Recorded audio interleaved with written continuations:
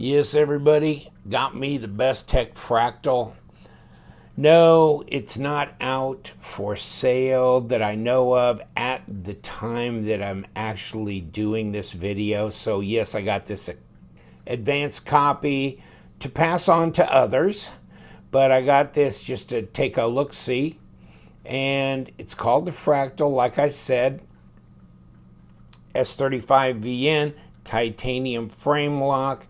It has carbon fiber on the front and the back. Looks like a marbled carbon fiber. Interesting, kind of got a little bit of a little machined look to it, or grainy look. I don't know. It's not real polished is what I'm trying to say. And they come in different iterations. Obviously, this is the most colorful one, I might say. Backspacer, machine pocket clip, titanium backspacer as well. There's your hardware, kind of the button top screws. The pivots are nicely machined. Access in the back to a number 8. Those probably are number 6s. There's your lockup, 30-some%, maybe 30% at best. Hardened steel insert with over travel stop. Jimped flipper tab, which is fairly muted. And then you got this big cutout on the blade, and you got jimping on top of the blade. Easy to finger flick. Now the detent's not overwhelming, and I don't... Okay, I got it out there.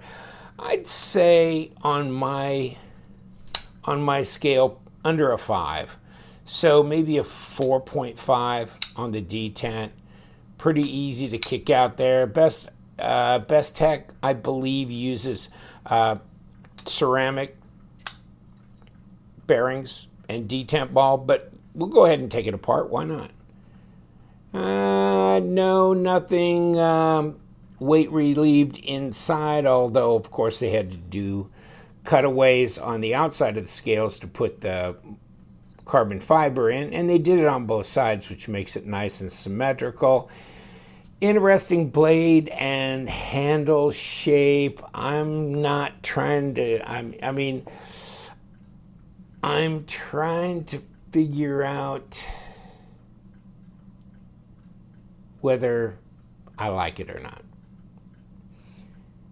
Interesting overall design, very angular, and I'm not sure that this really appeals to me very much. Of all the different designs I've seen from Bestech recently, and of course notwithstanding other knives that are out on the market available for the consumer dollar, whether this is really going to strike a chord with buyers in a big way. I'm sure there's somebody out there that's looking at this going, wow, I love it. I love the ano. I love the angularity. Everything I like about it. The kind of Warncliffe type blade here with this multi-grind, etc., etc. Really, you know, if that turns you on, then there you go. The action's great. I mean, they know how to make a good knife, so there's no question that the knife works really well. So it's a good quality piece. It's just the design, the triangle cutouts through the backspacer. I don't know. This kind of hump and jagged, this angular move there and down here. And then with this, it's a thumb ramp and it's jimped, and so it does add to your ability to have good purchase on the knife. Okay.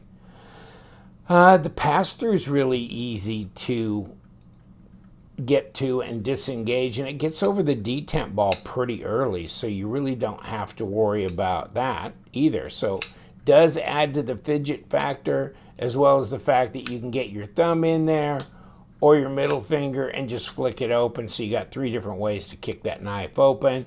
You have this little choil here where you can sharpen the knife up and down. That's good as well. And how much does it weigh? How big is it? Well, let's get on with that. 4.75 ounces, 134 grams, so not bad. It's not way heavy. It's under 5. Okay. Now, put it up with something like if you have a Benchmade Freak. Here you go to compare with that. They're pretty similar in size. Let's get the actual tape measure out. See what we got. 3.5, 3 3/4. What do we got?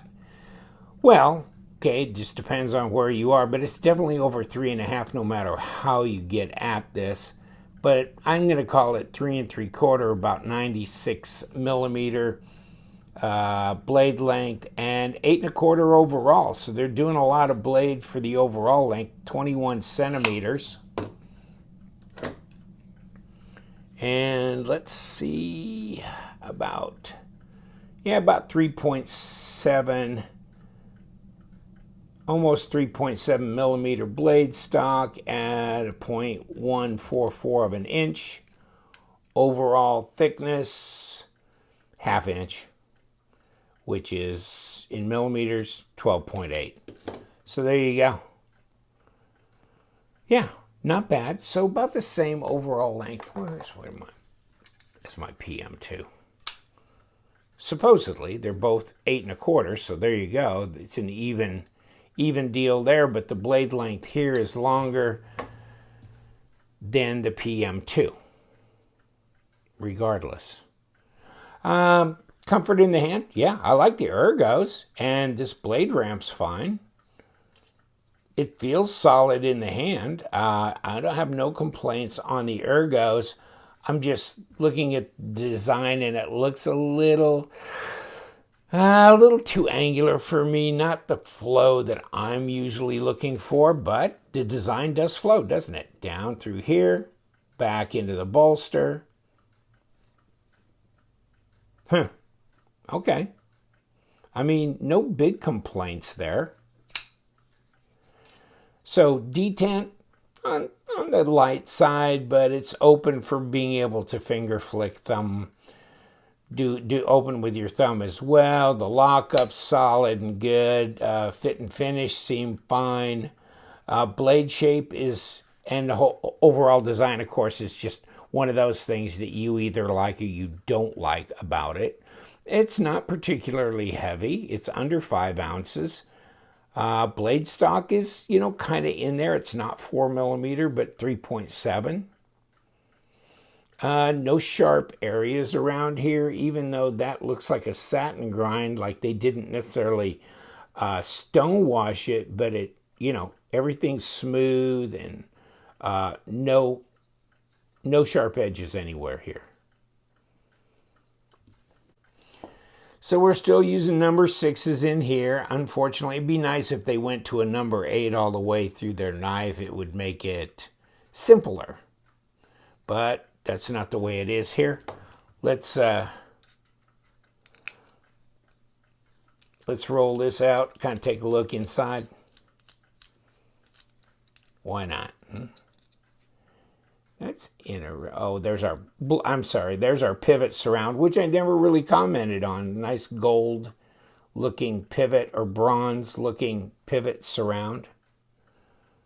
It looks bronze-ish. D-shaped pivot, matching D-shaped area on the opposite scale. So yes, should hold. Don't have to worry about the pivot spinning. Number 6 screws on the body. Gone.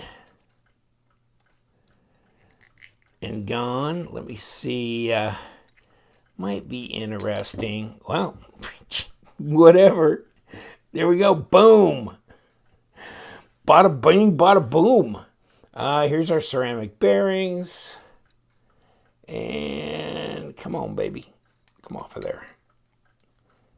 Let's see if we can get this thing off of there. There we go.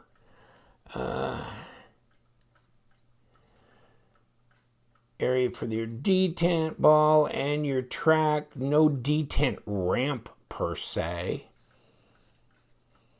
S35, it's got some kind of lube on here. It looks kind of heavy. But whatever it is, we'll purge that out of here as we go forward. And there's our bearings, so we can get our bearings together and figure them out. Clean up our surfaces. So as we said, we got a D-shaped pivot here, so that's nice. There's our presentation side with this little beauty ring that's in here. And then on the other side, of course, you got your little steel washer right there.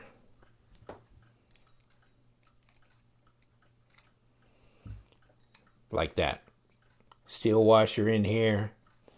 And of course, we popped the other little surround off with the screw on this side.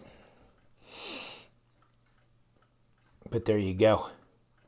There's the lock bar side. Of course, hardened steel insert, ceramic detent ball, over travel stop, a little bit of weight relieving in here, and a little bit right in here. And of course, back beyond that, there you go. These, I'm going to say there's probably no adhesive in there if they're screwing the carbon fiber on. And probably makes it more convenient for them to be able to anodize this since this was done at the factory. Of course, they could have done that before they added the carbon fiber, but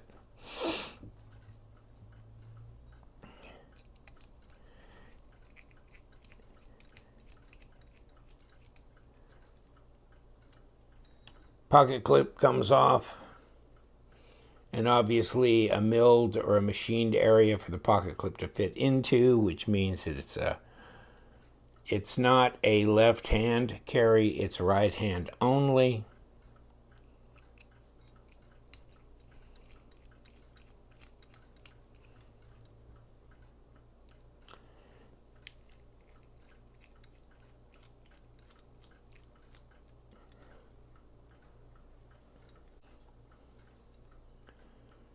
So there's your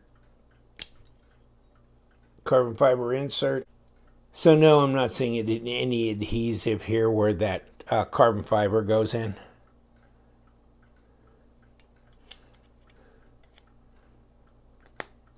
Just kind of a little press fit there. And so, my friends, I'm going to put that back in.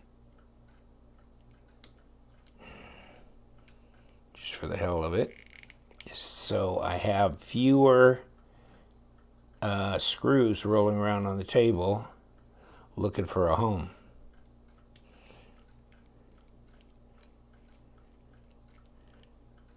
Okay, and we have a backspacer that you can just, slide off at your leisure. I'm going to leave it right on there because I'm going to reassemble this knife. I'm going to put this pivot right through here, and as it matches the other side, it's okay. So I'm going to want to put it to where the flat spot faces back that way on the knife, and then let's get my KPL, put a little lube around here, and throw bearings down here.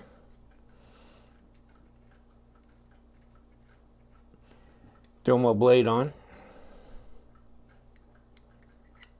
And then put my blade stop pin back in. Then I need to put bearings, and I'll put a little lube on the detent track. Bearings down. And what am I missing? I don't think I'm missing anything. Slap it back together.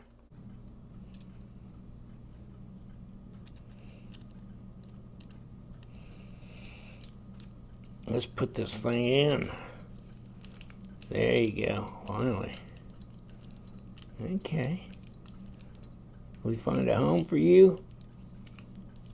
Okay, not too tight. We got a pocket clip over here we need to throw back on. And let's find our little area where we can do that.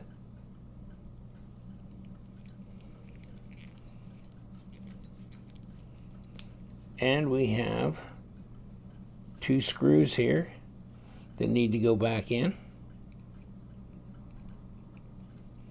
somewhere. 2 screws that need to go in. Let's try this side right here.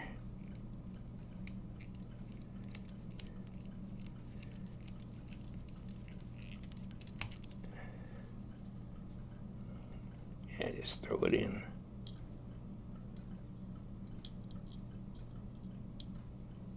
Come on. Okay.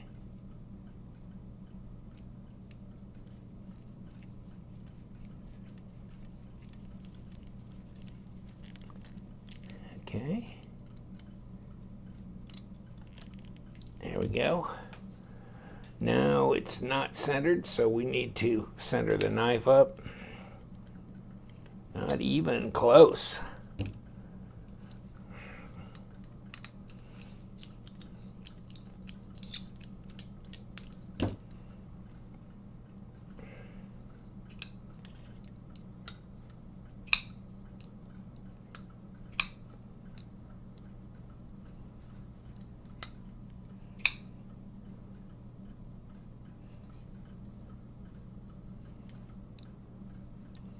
Well, no play.